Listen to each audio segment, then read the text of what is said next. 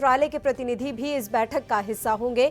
आधिकारिक सूत्रों ने जानकारी दी कि यह बैठक चुशूल सेक्टर के सामने चीन की तरफ मोल्डो में होगी। दोनों पक्षों के बीच आखिरी सैन्य बैठक 6 नवंबर को हुई थी। भारत और चीन के बीच सीमा पर तनाव अब 9वें महीने में प्रवेश कर गया है। दोनों देशों ने सीमाओं पर भारी संख्या में सैन्य बल, तोपों और हथियारों को तैनात किया है। सीमा पर कुछ इलाकों में तापमान 0 से 30 डिग्री सेल्सियस नीचे जा चुका है। इसके बावजूद सैन्य बल की संख्या में कमी नहीं आई है। सर्दियों के दौरान सीमा पर शांति बनी रही, लेकिन तनाव कम नहीं हुआ।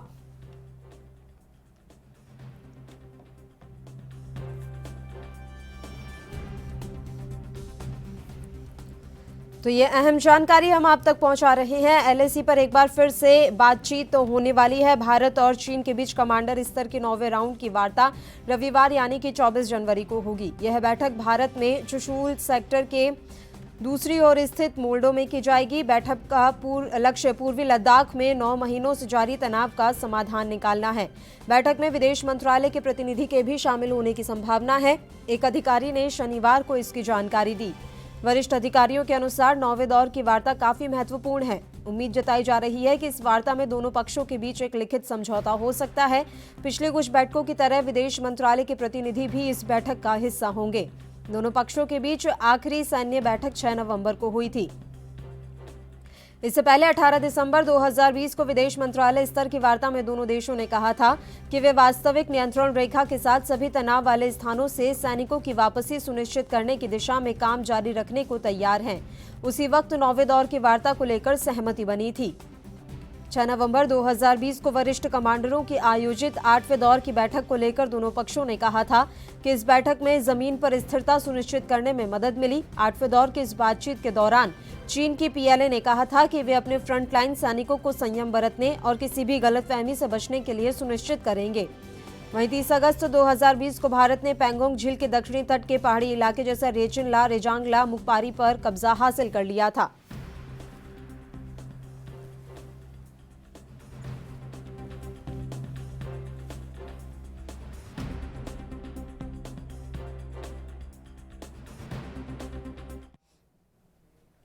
और इस मसले पर चर्चा के लिए मेजर टीसी राव इस समय हमारे साथ जुड़ गए हैं। सीधा उन्हीं का रुख कर लेते हैं। मेजर साहब, बहुत बहुत स्वागत है आपका एएनबी न्यूज पर।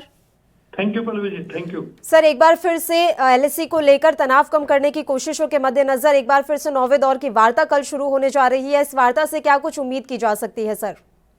मैम, चाइना जैसे 10,000 लोग पीछे अपने किए हैं, वो तो बैक में जो उनके बैरिक्स थी ठंड के कारण उनके अपना खर्चा बचाने के लिए, लेकिन चाइना ने अभी तक बिल्कुल भी ऐसा कोई पॉजिटिव एटीट्यूड नहीं दिखाया है। और हमारे लोग भी वेट कर रहे हैं कि चाइना पहले पहल करे अपने लोगों को बॉर्डर से हटाने की जी। तब हम कुछ एक स्टेप वो चले, एक स्टेप हम चलेंगे। वार्ताओं से कुछ नहीं निकलने वाला है। ये तो वार्ता होनी चाहिए डिप्लोमेटिक लेवल पे, पॉलिटिकल लेवल पे, उससे रिजल्ट निकलेगा। मिलिट्री कमांडर्स की लिमिटेशंस हैं, चाइनीज की भी, इंडियंस की भी, तो वो अपने लिमिट के अंदर रह करके वो डिस्कशन करते हैं और चाय पानी पी करके खत्म हो जाती है। चाइना के अंदर जो आज माहौल बना हुआ है, जो जीपिंग ने जैक मा को गायब कर दिया था, बिकॉज उसने एक स्टेटमेंट दी थी कि इनकी फाइनेंशियल पॉलिसी ठीक नहीं है। तो आप इमेजिन कर सकते हो उनकी आर्मी भी जीपिंग से कितनी ज्यादा प्रेशर में है। तो ये तो पॉलिटिकल लेवल पे इसका समाधान निकलेगा। मिलिट्री जो टॉक्स होती है इससे कुछ नहीं होता, कुछ नहीं रिजल्ट निकलने वाला है, बिकॉज उनके वहां पे लिमिटेशंस हैं।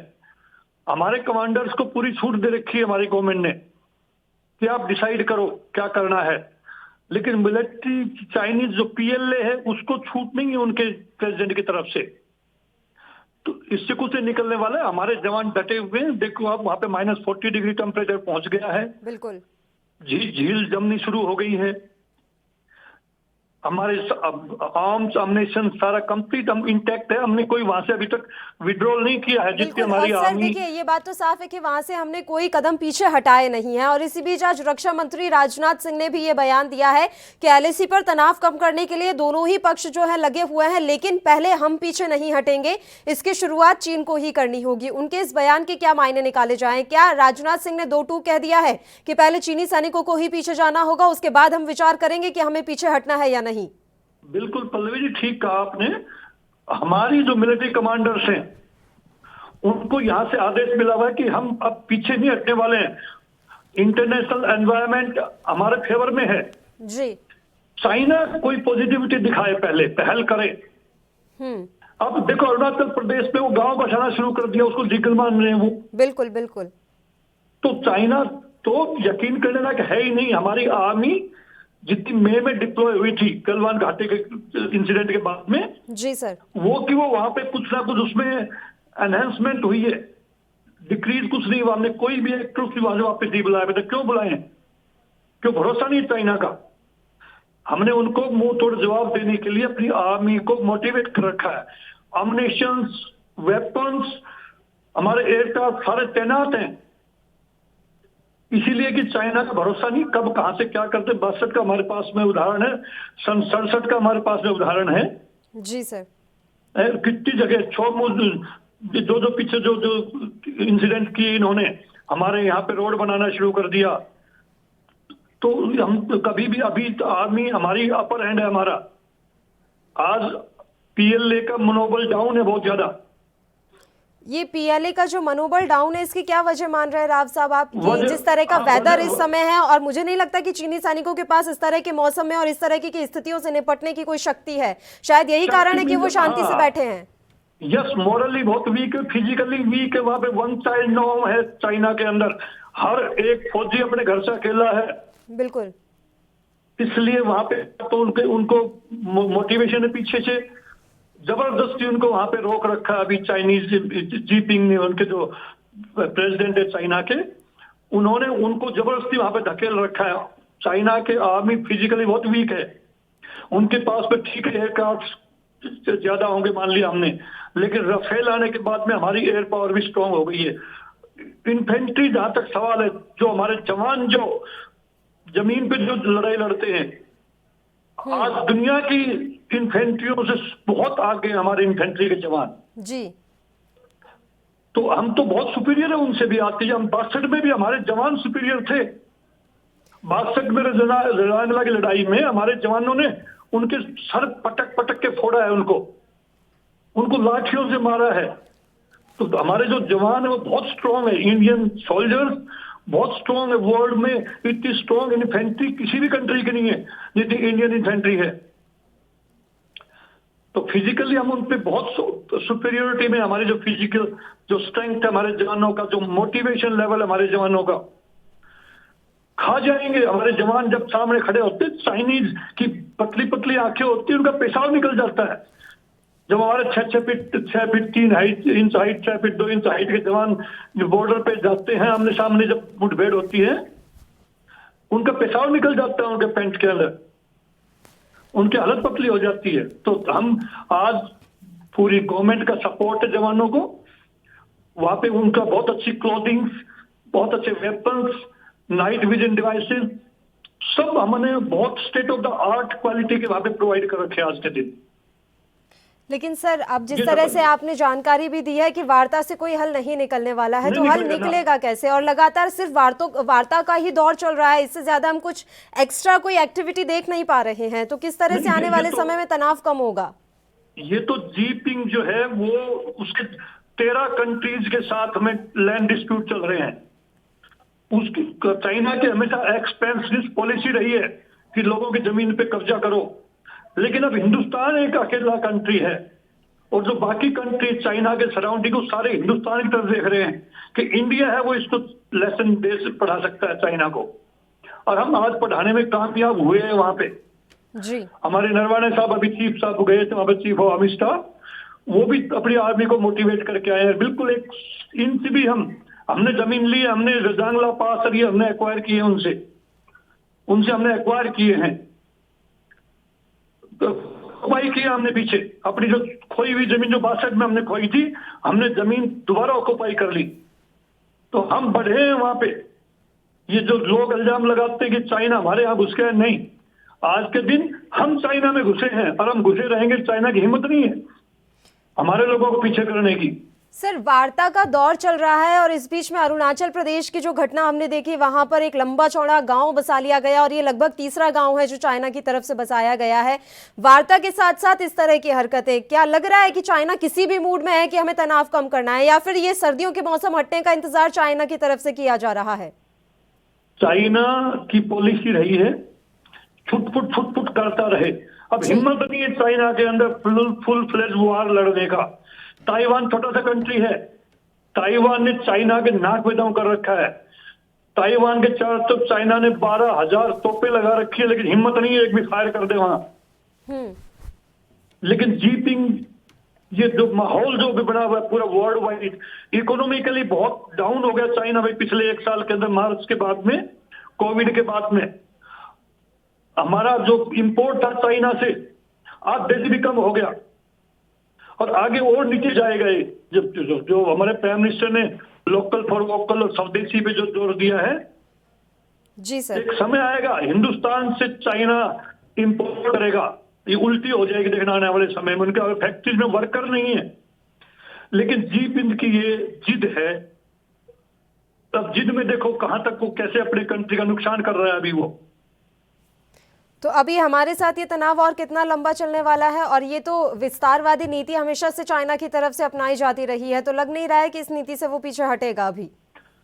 हटना पड़ेगा उनको जी। उनकी आर्मी अभी रिवोल्ट हो जाएगा आर्मी के, बताता हूँ आने वाले समय में उनके जवान जो हैं वो तंग आ जाएंगे, उनमें हिम्मत नहीं है, कमजोर है वो, फिजिकली बहुत वीक है चाइनीज आर्मी। तो थक जाएंगे इस ठंड के अंदर, देखना रिवोल्ट हो जाएगा। बगैर कमांडर्स के ऑर्डर माने वो लोग वापस चले जाएंगे अपने आप ही कैंप्स में। तो हमें इंतजार करना पड़ेगा, लेकिन हम वहां से 1 इंच भी पीछे नहीं हटेंगे। गवर्नमेंट का पूरा सपोर्ट है। राजनाथ सिंह जी जो हमारे माननीय डिफेंस मिनिस्टर, उन्होंने बोल दिया है, और इधर हमारे बब्बर शेठ, हमारे प्राइम मिनिस्टर नरेंद्र मोदी जी बैठे हैं जी, उन्होंने बोल दिया है।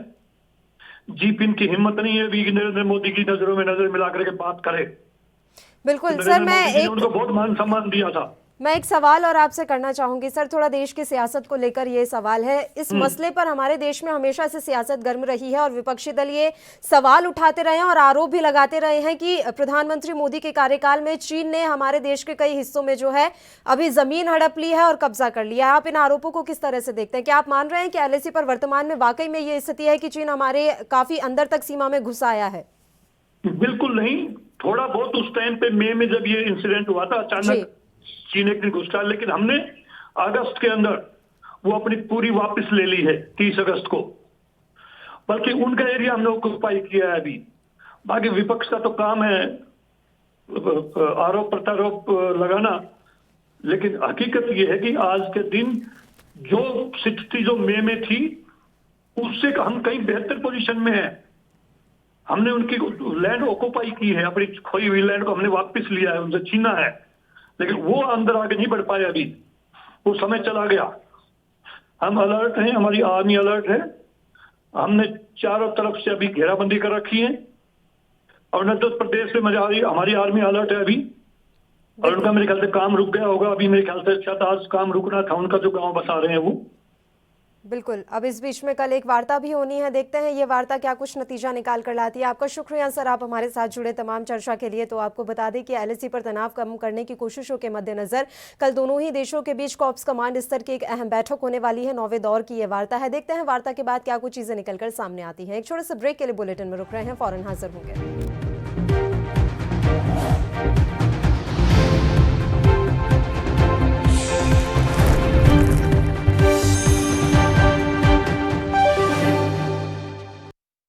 क्या आप दुबले पतले कमजोर हैं? आपकी सेहत नहीं बनती, भूख कम लगती है, वजन नहीं बढ़ता?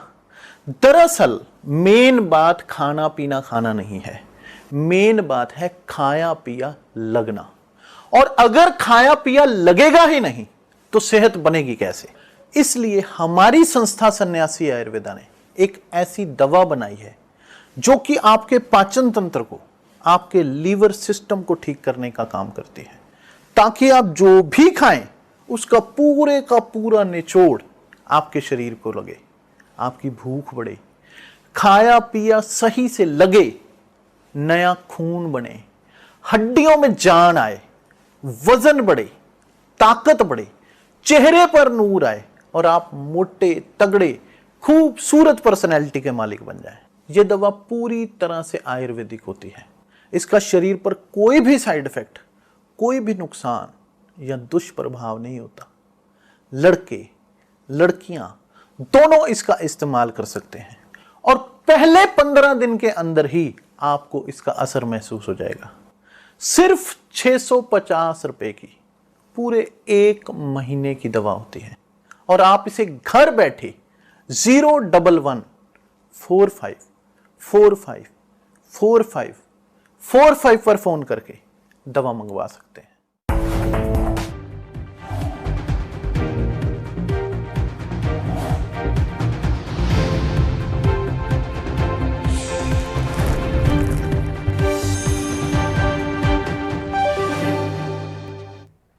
ब्रेक के बाद एक बार फिर से आप सभी का स्वागत है और आइए आपको सीधी तस्वीरें दिखाते हैं पश्चिम बंगाल से, जहां प्रधानमंत्री नरेंद्र मोदी संबोधित कर रहे हैं। देश में नए सुधारों की नींव भरी है।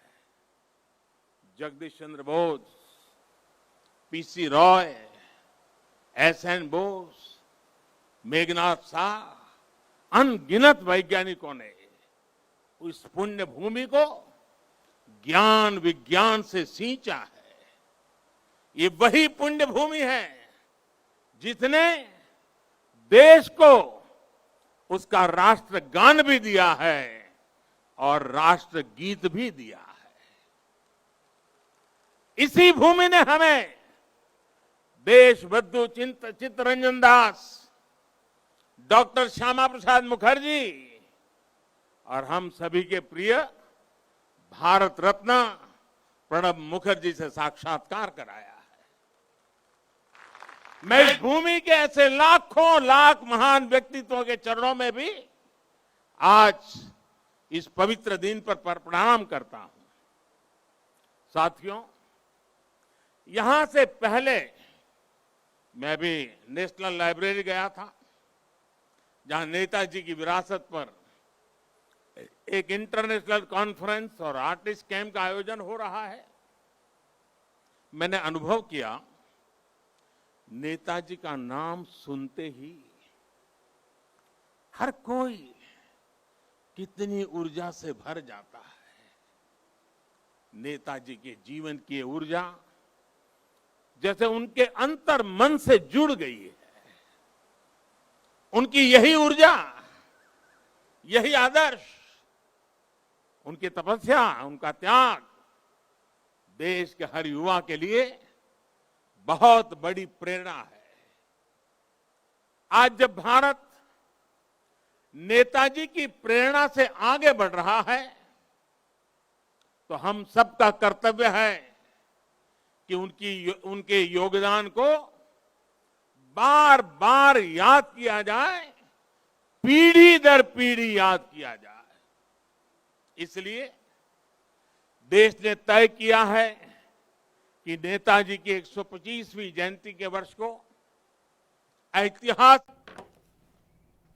आइए रुक करते हैं खबर का। जम्मू कश्मीर में आतंकियों की साजिशें लगातार नाकाम हो रही हैं। शनिवार को आतंकियों की एक सुरंग का पता बीएसएफ ने लगाया है।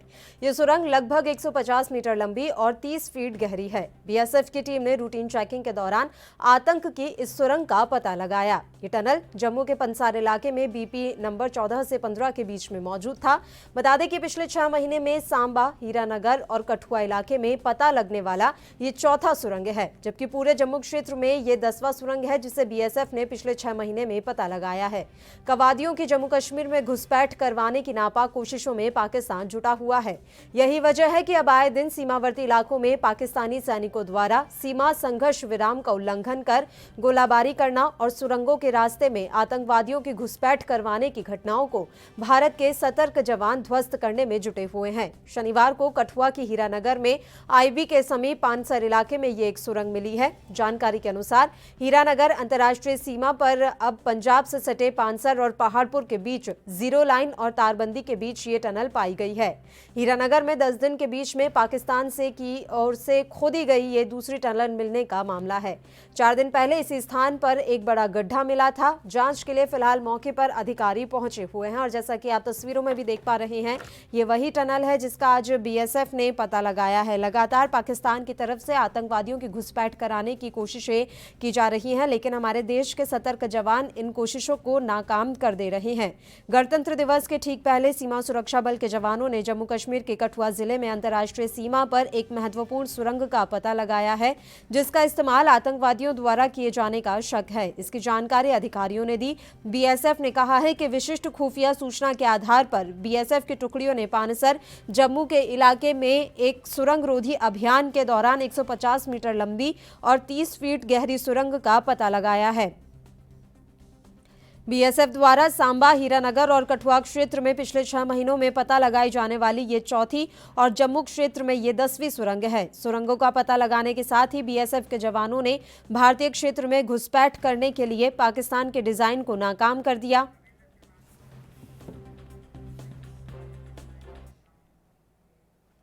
और इस खबर पर तमाम जानकारी के साथ हमारे संवाददाता रविंद्र श्रीवास्तव इस समय फोन लाइन पर जुड़ गए हैं। रविंद्र, आपसे पूरी जानकारी हम चाहेंगे। एक सुरंग का पता आज बीएसएफ ने लगाया है और क्या कुछ जानकारी मिल पाई है इस मामले को लेकर?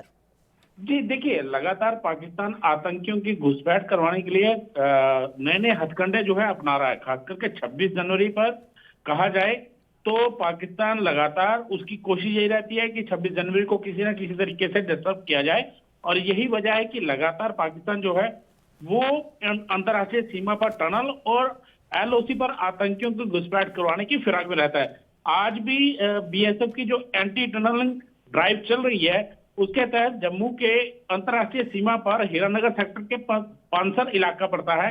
वहां पर जब टनल ड्राइव की गई बीएसएफ की तरफ से तो वहां पर एक टनल जो है वो मिली है जो करीब 150 मीटर लंबी है, 30 फीट गहरी है और उसका जो कहा जाए कि पाकिस्तान लगातार इस प्रकार की हरकतें कर रहा है और ये पिछले 6 महीने की बात करें तो 10 में से कुल चौथे स्थान पर जो है पाकिस्तान पहुंच आया है और ये टनल निकालने में माहिर जो है पाकिस्तान की कई ऐसी एजेंसीज हैं जो लगातार ऐसी हरकतें करती है और आतंकियों के इस पार धकेलने के लिए ऐसी कोशिशें जो है पाकिस्तान की तरफ से की जाती है।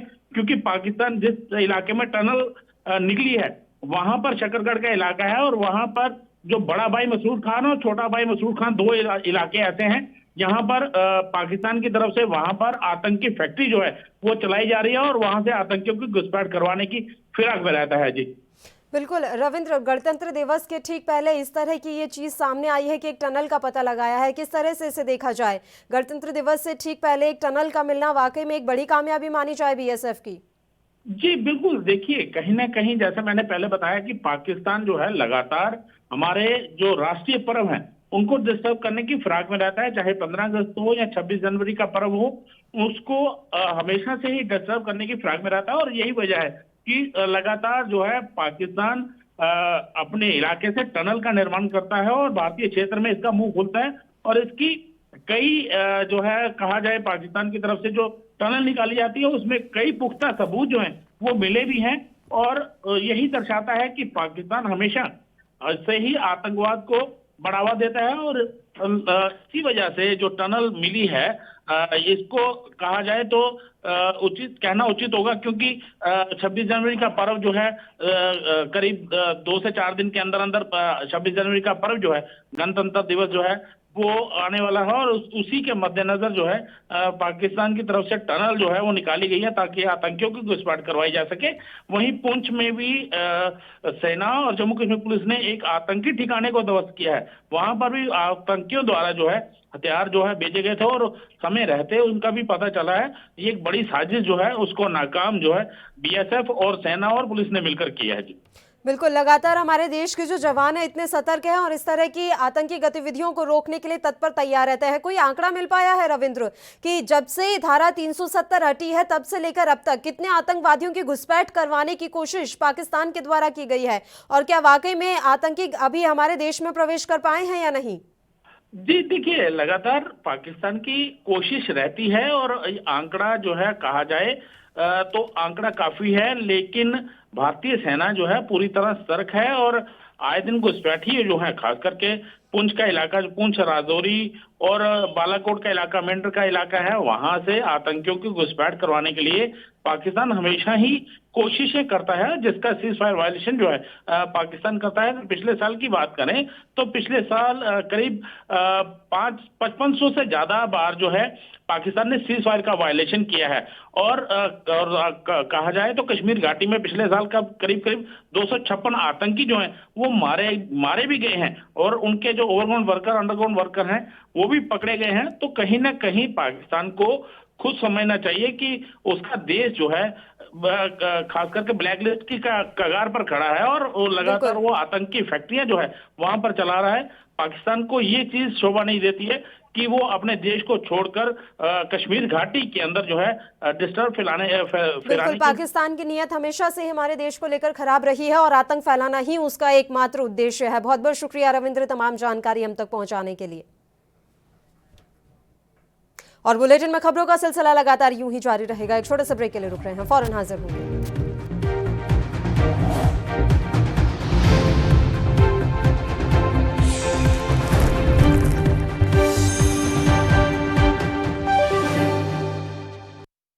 क्या आप दुबले पतले कमजोर हैं, आपकी सेहत नहीं बनती, भूख कम लगती है, वजन नहीं बढ़ता? दरअसल मेन बात खाना पीना खाना नहीं है, मेन बात है खाया पिया लगना।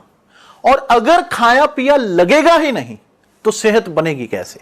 इसलिए हमारी संस्था सन्यासी आयुर्वेदा ने एक ऐसी दवा बनाई है जो कि आपके पाचन तंत्र को, आपके लीवर सिस्टम को ठीक करने का काम करती है, ताकि आप जो भी खाएं उसका पूरे का पूरा निचोड़ आपके शरीर को लगे, आपकी भूख बढ़े, खाया पिया सही से लगे, नया खून बने, हड्डियों में जान आए, वजन बढ़े, ताकत बढ़े, चेहरे पर नूर आए और आप मोटे तगड़े खूबसूरत पर्सनैलिटी के मालिक बन जाएं। यह दवा पूरी तरह से आयुर्वेदिक होती है। इसका शरीर पर कोई भी साइड इफेक्ट, कोई भी नुकसान या दुष्प्रभाव नहीं होता।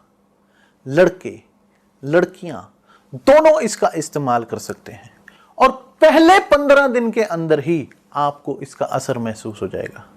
सिर्फ 650 रुपए की पूरे 1 महीने की दवा होती है और आप इसे घर बैठे 011 45 45 45 45 पर फोन करके दवा मंगवा सकते हैं।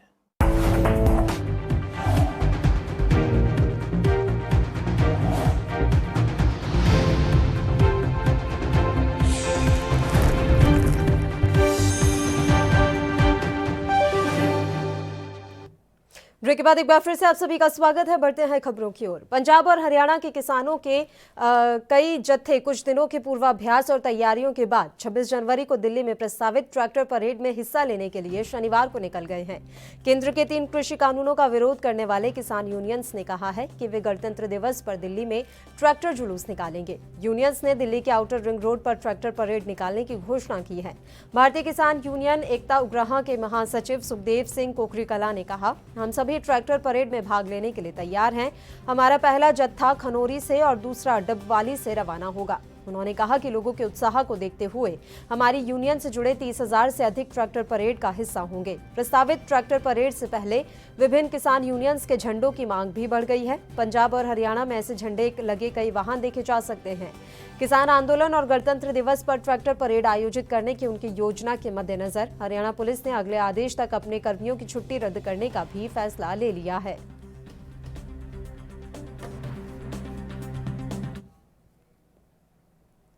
और इस खबर पर तमाम जानकारी के साथ हमारे संवाददाता राजीव तिवारी समय लाइव जुड़ गए हैं। राजीव, आपसे पूरी जानकारी चाहेंगे किसानों की ट्रैक्टर परेड को लेकर आने वाले समय के लिए क्या कुछ योजना है? देखिए बिल्कुल बताइए, जिस तरीके से सरकार और किसानों के बीच में कहीं ना कहीं जब 26 जनवरी आ चुकी है और क्योंकि 26 जनवरी के चलते कहीं ना कहीं परेड निकालने की कोशिश की जाएगी और किसानों की तरफ से स्पष्ट कर दिया गया है वो 26 जनवरी की परेड निकालने के लिए तैयार है। और यहाँ तक कि दिल्ली पुलिस ने बेशक उन्हें परमिशन नहीं दिया, मगर सरकार ने कहीं ना कहीं ये भी कहा जा रहा है सरकार की तरफ से कि आप 26 जनवरी की जो परेड है उसको पोस्टपोन कर दीजिए। और यही चीज दिल्ली पुलिस की तरफ से भी कहा गया है कि आप ये 26 जनवरी की जो आपकी ट्रैक्टर रैली है इसको पोस्टपोन कर दीजिए, क्योंकि सुरक्षा व्यवस्था के मद्देनजर रखते हुए दिल्ली पुलिस ने इस तरीके की परमिशन नहीं दी है। मगर जिस तरीके से लगातार किसान बार बार कह रहे हैं कि हम 26 जनवरी की परेड निकालेंगे और कहीं ना कहीं सरकार के ऊपर दबाव बनाने की कोशिश करेंगे, मगर जिस तरीके से लगातार सरकार के ऊपर दबाव होने के बावजूद भी सरकार ने जो कल बैठक के अंदर स्पष्ट कर दिया कि कृषि कानूनों को तीनों को वापस नहीं लिया जाएगा। मगर जिस तरीके से लगातार किसान कह रहे हैं कि हम जब तक हटेंगे नहीं जब तक कृषि कानून वापस नहीं होगा। मगर देखना होगा कि जिस तरीके से सरकार और किसानों के बीच में अभी तक कोई बीच का रास्ता निकलता नहीं नजर आ रहा है, मगर आज सरकार की तरफ से जो प्रस्ताव दिया गया था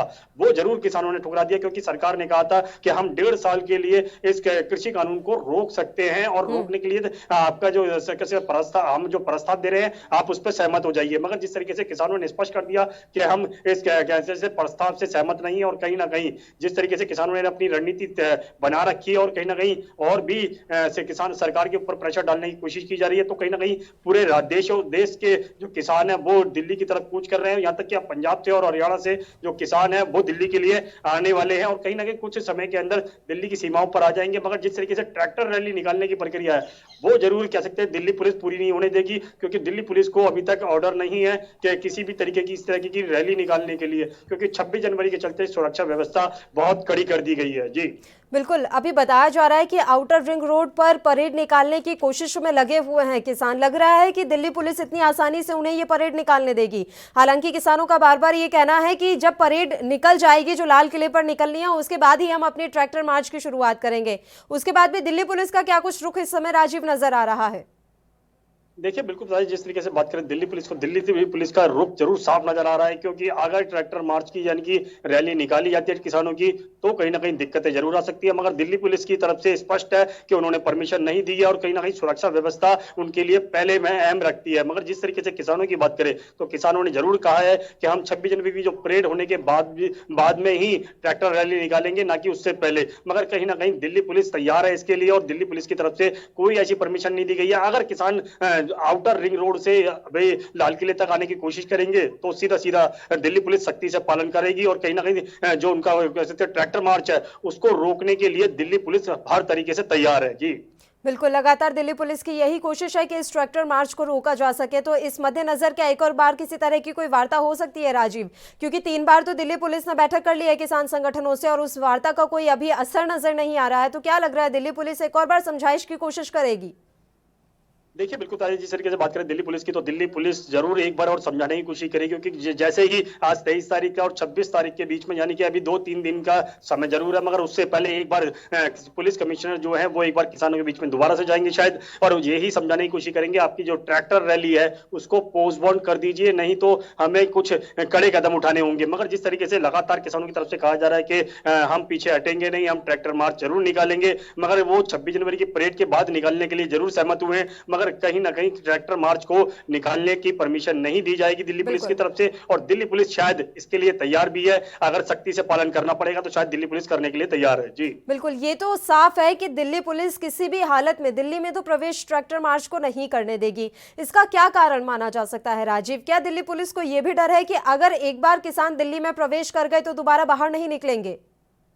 देखिए बिल्कुल सही कहा आपने। दिल्ली पुलिस की तरफ से यही जरूर स्पष्ट है कि दिल्ली पुलिस को भी आशंका है, अगर ट्रैक्टर मार्च के बहाने अगर किसान दिल्ली के अंदर प्रवेश कर गए तो शायद वो दिल्ली से बाहर नहीं जाने वाले हैं, और इसीलिए शायद उनको परमिशन नहीं दी जा रही है, क्योंकि 26 जनवरी के मद्देनजर भी रखते हुए भी कोई परमिशन नहीं दी जाएगी, क्योंकि किसी भी तरीके के प्रदर्शन या फिर किसी तरीके की कोई भी रैली नहीं निकाल सकता। मगर बात करें जिस तरीके से किसानों की, तो किसानों की तरफ से भी कहीं ना कहीं संकेत यही जा रहा है कि एक बार दिल्ली के अंदर प्रवेश हुए तो कहीं ना कहीं किसान जो है वो दिल्ली के अंदर ही डेरा जमा लेंगे, और इसी के लिए कहीं ना कहीं दिल्ली पुलिस भी तैयार है, और दिल्ली पुलिस शायद सख्ती से पालन जरूर करेगी, क्योंकि जिस तरीके से दिल्ली पुलिस ने स्पष्ट कर दिया है कि हम परमिशन नहीं दे रहे हैं, तो कहीं ना कहीं दिक्कतें जरूर आ सकती है। मगर देखना होगा 26 जनवरी से पहले शायद पुलिस कमिश्नर की तरफ से एक बार फिर प्रस्ताव भेजा जाएगा कि आप ट्रैक्टर रैली को पोस्टपोन कीजिए। जी, लेकिन उम्मीद कहीं से नजर नहीं आ रही है। किसान आंदोलन को लेकर फिलहाल क्या कुछ अपडेट मिल रही है राजीव? जो प्रस्ताव सरकार ने दोबारा कहा था कि आप इस पर विचार कीजिए, क्या किसानों ने कुछ विचार किया है उस पर? देखिए बिल्कुल था, जिस तरीके से सरकार की तरफ से जो बैठक हुई थी, और बैठक और कहीं ना कहीं जो किसानों से कहा गया था कि आप 1.5 साल के लिए हम इसका कृषि कानून को, तीनों ही कृषि कानूनों को रोक लगा देते हैं, ताकि इससे कोई भी जो दिक्कतें हो रही हैं वो नहीं होगी, और एक कमेटी बना देते हैं। कमेटी के अंदर किसान संगठनों के नेता भी होंगे और सरकार के नुमाइंदे भी होंगे। अगर उनका फैसला सही होगा तो ही उसको आगे के लिए अमल किया जाएगा। मगर जिस तरीके से किसानों ने प्रस्ताव जरूर ठुकरा दिया, मगर दोबारा से जो बैठक हुई थी, यानी 11वें दौर की जो बैठक हुई थी, उसके अंदर भी किसानों को यही कहा गया था कि आप एक बार पूर्ण विचार कीजिए, ताकि जो हमने प्रस्ताव दिया है 1.5 साल का, वो कहीं ना कहीं सही प्रस्ताव है और आप इससे सहमत भी होने चाहिए। मगर किसानों की तरफ से अभी तक ऐसा कोई जवाब नहीं दिया गया है कि वो उससे दोबारा सहमत हुए हैं या नहीं हुए हैं। मगर बात करें जिस तरीके से किसानों की रणनीति से साफ जाहिर होता है कि वो दोबारा प्रस्ताव से सहमत नहीं है। जी बिल्कुल, वो अभी भी प्रस्ताव से सहमत नहीं है और ट्रैक्टर मार्च भी निकाला जाएगा। आखिरी सवाल है राजीव, कोई जानकारी मिल पाई है कि लगभग कितनी संख्या में ये ट्रैक्टर हो सकते हैं जिन पर मार्च निकाली जानी है, परेड निकाली जानी है? एक आंकड़ा अभी मिला है, उस हिसाब से तो पंजाब और हरियाणा से 30,000 के आसपास ट्रैक्टर रवाना हो चुके हैं, पूरा जत्था का जत्था रवाना हुआ है दिल्ली के लिए। तो क्या ये संख्या और भी ज्यादा बढ़ सकती है?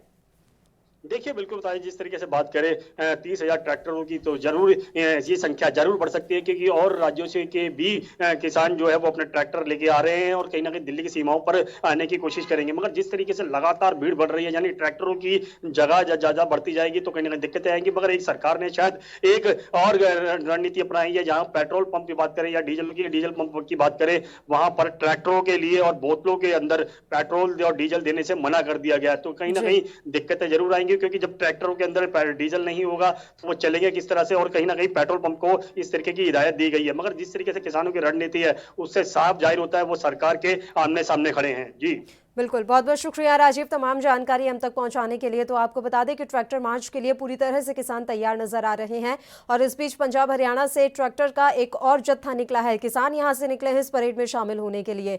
दिल्ली पुलिस अनुमति नहीं दे रही है। देखने वाली बात रहेगी कि दिल्ली पुलिस क्या कुछ अब कार्रवाई करती है इन किसानों पर इस ट्रैक्टर मार्च को रोकने के लिए। चलिए अगली खबर पर बढ़ लेते हैं। आयकर विभाग ने शनिवार को राजस्थान के इतिहास की सबसे बड़े आयकर छापेमारी को अंजाम दिया है। विभाग ने जयपुर के सर्राफा कारोबारी, 2 रियल एस्टेट डेवलपर के यहां छापा मारा। इसमें विभाग को 2.25 करोड़ रुपए की 2 नंबर की कमाई का पता चला है। एजेंसी को सर्राफा कारोबारी की यहां एक सुरंग भी मिली है, जिसमें 700 करोड़ रुपए की जायदाद की जानकारी मिली है। माना जा रहा है कि यह राजस्थान के इतिहास में हुई अब तक की सबसे बड़ी छापेमारी है। विभाग की यह कार्रवाई 5 दिनों तक चली। इसमें 200 कर्मचारियों के साथ 50 टीमें लगातार 5 दिनों तक कागजातों और दस्तावेज को खंगालती रही। विभाग के अनुसार ये छापे शहर के 3 बड़े कारोबारी समूहों silver art group, Chordia group और गोकुल कृपा ग्रुप पर की गई है। आयकर विभाग को गोकुल कृपा बिल्डर्स के मानसरोवर में बने ऑफिस के बेसमेंट से गुलाबी रंग की पोटलियां मिली। इनमें बेनामी संपत्तियों के दस्तावेज थे। गुलाबी पोटलियों में प्रॉपर्टी की कैश में खरीद की रसीदें भी जब्त की गई हैं।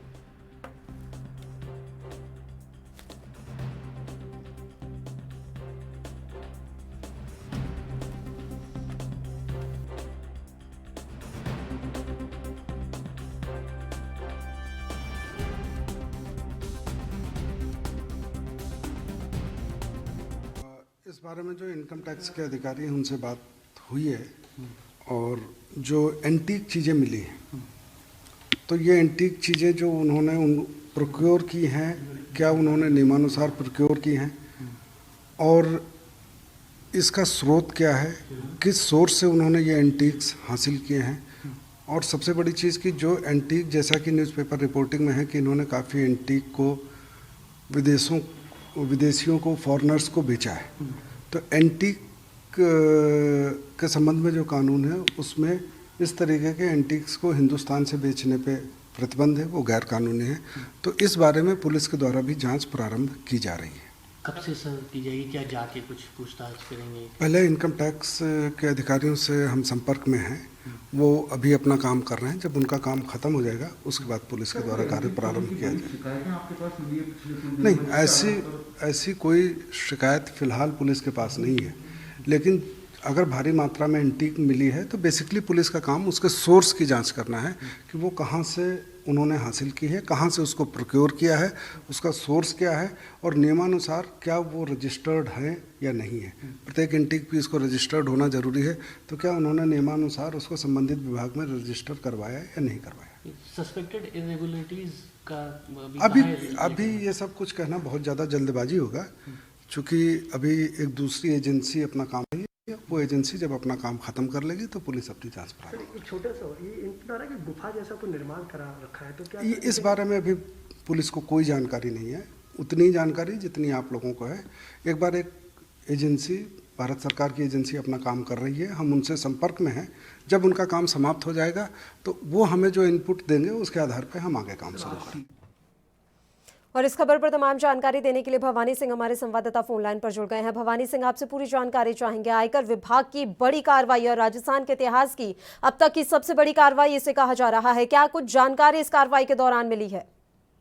बिल्कुल पल्लवी, मैं आपको बताना चाहूंगा राजस्थान में आयकर विभाग की सबसे बड़ी ये कार्रवाई है। और आपको ये भी बताऊंगा कि जिसके साथ में 700 करोड़ की संपत्ति के साथ में इन्होंने अपने सुरंग के अंदर से 2,500 करोड़ की 2 नंबर की कमाई भी आयकर विभाग के हाथ लगी है। एजेंसी ने सराफा कारोबार के यहाँ सुरंग में मिली थी ये। और रही दूसरी बात, इनके पास में 750 करोड़ की रुपए की जायदाद भी मिली है, जिसको लेकर आयकर विभाग के 50 टीमें लगी हुई थी और 200 कर्मी थे इसमें। और ये बिल्कुल दस्तावेजों की 5 दिन से लगातार कागजों की जांच कर ये पूरा खंगाल के इन्होंने निकाला है। और रही दूसरी बात, ये जो 2,500 करोड़ की जो 2 नंबर की कमाई है वो भी इन्होंने सामने रखी है। जी बिल्कुल, लगातार ये जानकारी मिल रही है भवानी की। एक बड़ा यहाँ पर देखने में स्कैम भी आया है कि जो बेनामी संपत्ति थी वो जमा कर रखी थी।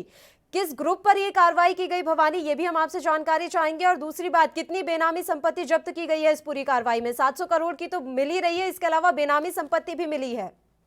बिल्कुल बिल्कुल, मैं पहले आपको बताना चाहूंगा कि 2,500 करोड़ की ये 2 नंबर की कमाई भी मिली है। और रही दूसरी बात, ये 108 ग्रुप और ये सौर्या ग्रुप और एक गोकुल फूलपा ग्रुप पर कार्रवाई की गई और एक बिल्डर के यहाँ पे भी कार्रवाई की गई है, जिसमें इनके बेनाम जो भी कारोबार की 2 नंबर की कमाई थी उनको जब्त किया गया है और इनकी जायदाद भी जब्त की गई है। आखिर ये बेशकीमती सामान कहाँ जा रहा था, ये कहाँ पे रख रहे थे, किसको बेच रहे थे, जहाँ पर भी सीसीटीवी फुटेज जो इनके लगे हुए हैं कैमरे, उनको भी आयकर विभाग ने जब्त किया है। उनके सीसीटीवी फुटेज को भी खंगाल रहे हैं। जी बिल्कुल भवानी, बताया जा रहा है कि 5 दिनों तक ये कार्रवाई चली है। कितनी हम आपसे जानकारी चाहेंगे, क्या वाकई में इतने दिनों तक ये कार्रवाई चली और लगभग 200 कर्मचारियों से पूछताछ इस दौरान की गई?